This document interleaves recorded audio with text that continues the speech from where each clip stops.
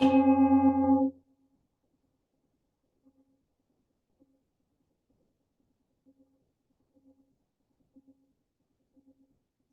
everybody. We'll begin this evening with a Dharma glimpse by Maria that Angela has agreed to read for us. So I'll pass the microphone. A little bit towards Impermanence, Dharma glimpse by Maria Trotter. Steve, my husband and I went to Snowdonia for a few days last week. The weather unexpectedly dried up and we braved to go hiking up Snowdon itself. After about halfway up, Steve got worried about his poorly back and stayed behind, while I carried on a bit further on my own. Eventually, I got to a ridge overlooking the inner lake and the main summit behind it. Gorgeous view, and sat down to meditate. I was finding it hard to focus at first. Everything seemed to distract me. The passing hikers, seagulls, even the changing brightness of the scenery depending on the thickness of the clouds. Eventually, this gave me an idea for my meditation. Impermanence. Yes, the very same thing I've been reading a lot about in the books recently. Impermanence comes in so many varieties. Sudden changes to our jobs, health, relationships, death of loved ones, political turmoil, even as unexpected as the new Prime Minister and the new King within the space of a week. I've been musing on the great resignation of lockdown, when so many people suddenly realised they were not happy with the way their lives were and found the stimulus to change in these bizarre circumstances. Now, the great unretirement, the circumstances change yet again as the cost of living bites. Perhaps this country hasn't quite seen this level of impermanence in a long while.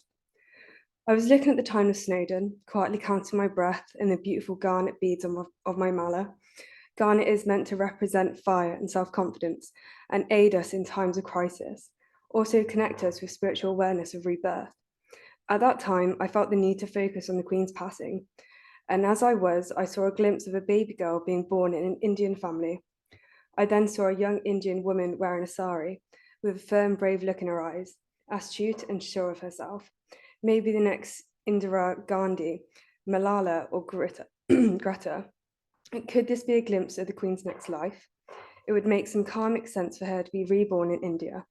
Whether there is any truth in this or not, this image reminded me of the endless cycle of life and death, that with each passing, there are new, wonderful lives being brought into this world. It gave me a sense of great peace and contentment. After coming back, I also made a little change to our house. I brought my harp down to the living room from this little study where it was hidden away from the two curious kittens of ours. The kittens, now cats, were then let into the study for the first time. So they rushed to the Buddhist shrine I made on the windowsill. As I was watching Cassie play with the dried autumn leaves on the shrine, I could think of no better way to illustrate that life always carries on, and there is always joy to be found in this world. a moment to be.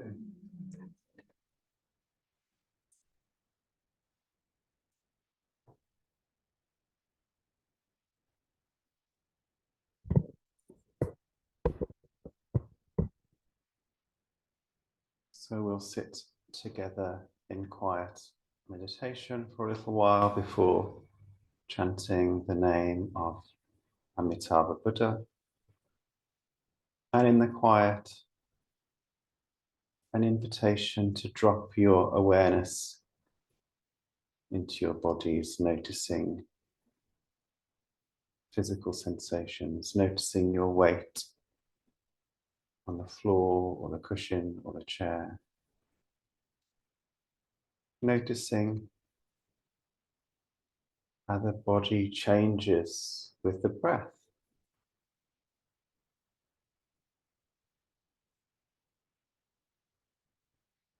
And if other things come to mind, noticing what they are and then gently returning awareness to the body and the breath in the body.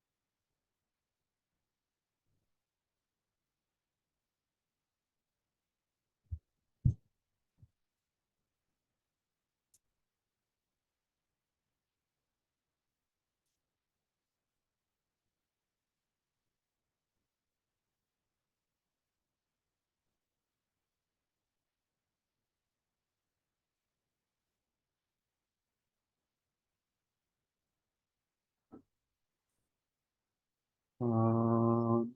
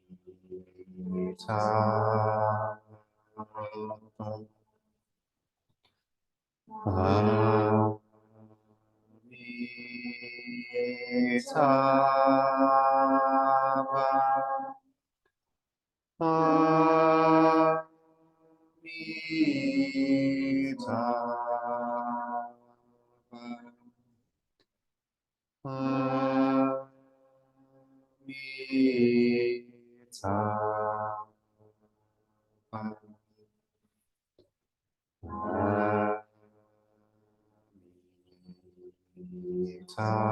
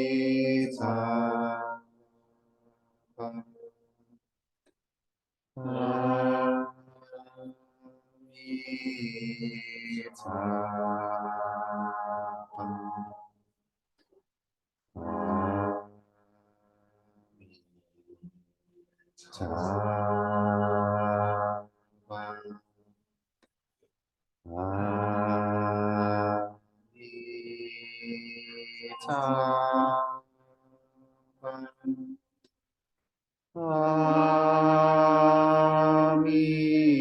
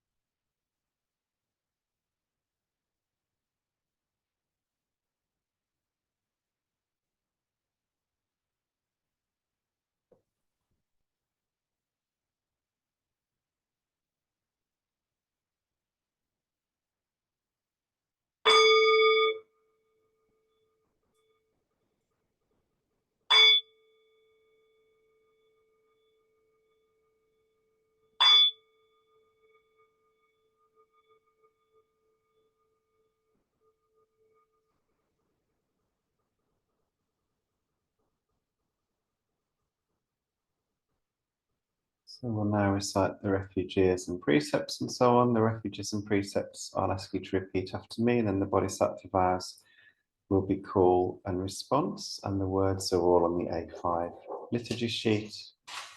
So please repeat after me. For refuge, I go to the Buddha. For refuge, I go to the Buddha, The one who is awake and full of love. the one who is awake and full of love. Namo Buddhaya. Namo Buddhaya. For refuge, I go to the Dharma. For refuge, I go to the Dharma, All that guides us to wisdom and compassion. all that guides us to wisdom and compassion. Namo Dhammaya. Namo Dhammaya. For refuge, I go to the Sangha. For refuge, I go to the Sangha, Those who live in the Buddha's light. those who live in the Buddha's light. Namo Sanghaya. Namo Sanghaya. With faith in the three jewels. With faith in the three jewels, I pray that I may not take life. I pray that I may not take life. With faith in the three jewels. With faith in the three jewels, I pray that I may not steal. I pray that I may not steal.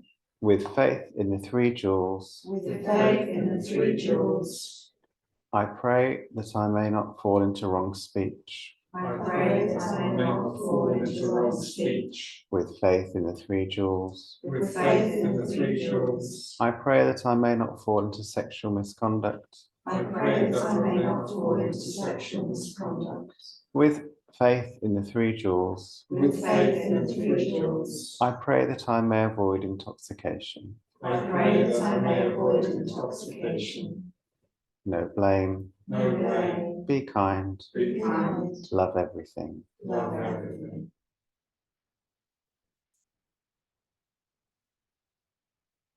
Innumerable are sentient beings. We vow to save them all. Inexhaustible are deluded passions. We vow to transform them all. Immeasurable are the Dharma teachings. We vow to master them all. Infinite is the Buddha's way. We vow to fulfill it completely.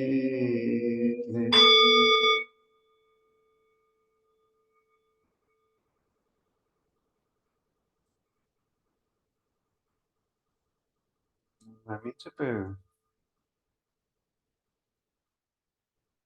Let me read you a story from this book, The Hidden Lamp.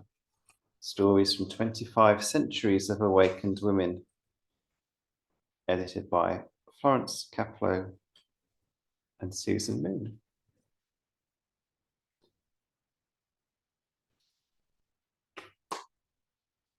This is a story set in India in the 6th century, as recorded by Dogen in the 13th century, and then translated into English for us in the 21st century. The nun Uppalavana was a disciple of the Buddha. She visited the home of some noble young women and encouraged them to become nuns. They responded, "We are young and beautiful and full of life. It would be hard for us to keep the precepts." Uppalavana replied, "If you break the precepts, you break the precepts. First, leave the household and become nuns." The women said to her, "But if we break the precepts, we'll fall into hell. Why would you have us do that?" Uppalavana said, "Go ahead, fall into hell." The women all laughed and said, "Why would you suggest such a thing?" She replied, "In a former life, I was a prostitute and an entertainer. One day I dressed myself in nun's robes in front of my customers as a joke. And because of this, in my next life, I became a nun and took the precepts. But even though I was a nun, I was arrogant and I broke the precepts. And as a consequence, I did fall into hell and its suffering. Later, in this current life, I met Shakyamuni Buddha, ordained, developed great meditative powers, and became an arahat. In this way, I learned that you can attain the fruit of the way, even if you break a precept and fall into hell. The merit of receiving the precepts makes awakening possible, but if you never receive the precepts and do unwholesome things, you will never attain the way. Better to take the precepts and break them than never to take the precepts at all. I was reminded when I was reading it a little bit of Reverend Koyakabose's mantra, keep going. Just keep going. You have to make a start to keep going, and you will definitely fail. But failure is never the end of the journey if you keep going. But if you don't set out to begin with, you won't fail, but you won't succeed either.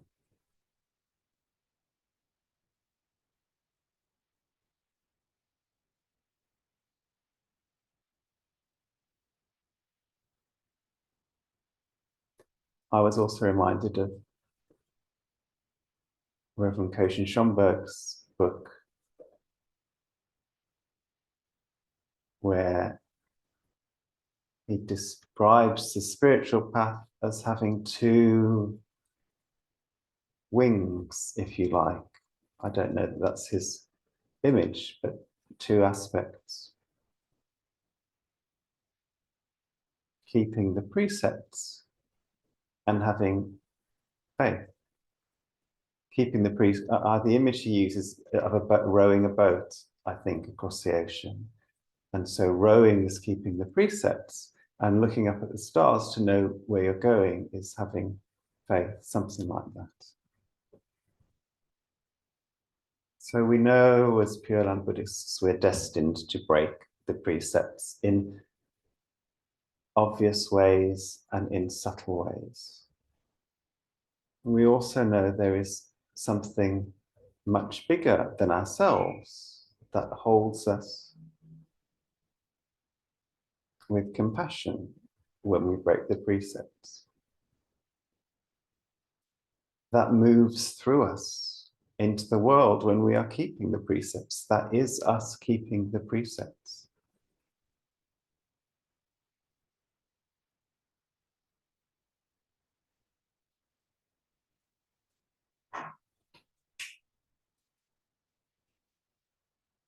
I suppose as a Pure Buddhist, you can easily substitute having faith for the words keeping the precepts in that story. Why should I bother to have faith? I know that I'm going to lose it. I know that I'm going to fall into hell. But if you have faith and confidence in the Buddha, however windy your path is and wherever it leads you, it will take you to the Pure Land eventually, as long as you keep going.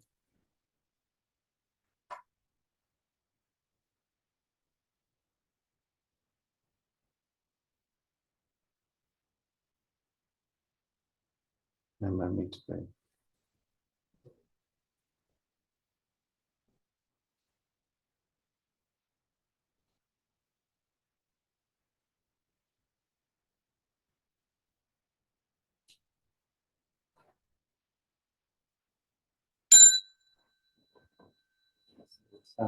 Frustrations.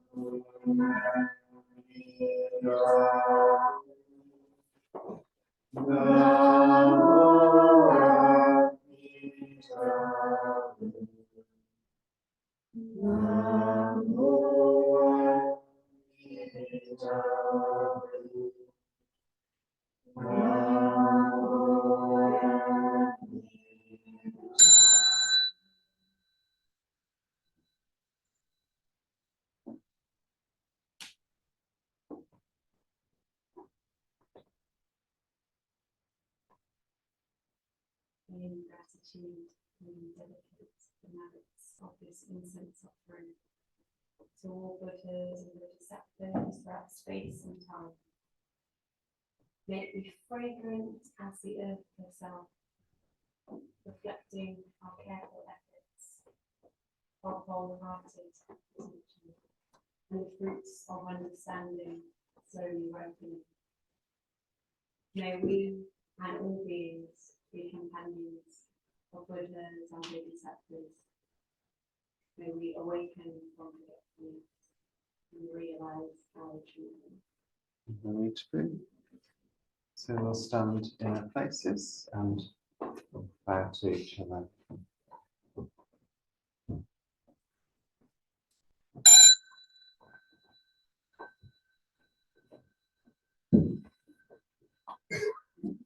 Into the main shrine.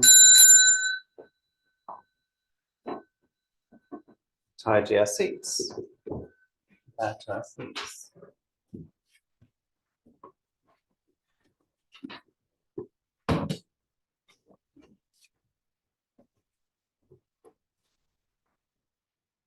A reminder that our retreat day on Foolish Beings is this Saturday. Schedule is online, or let us know if you've got any questions. And we'll finish this evening with the closing verse. That's on the top of the 8-5 liturgy sheet if you want to join in.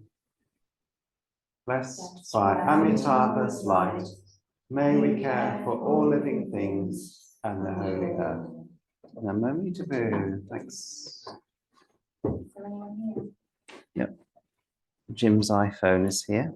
Jim's iPhone. Let me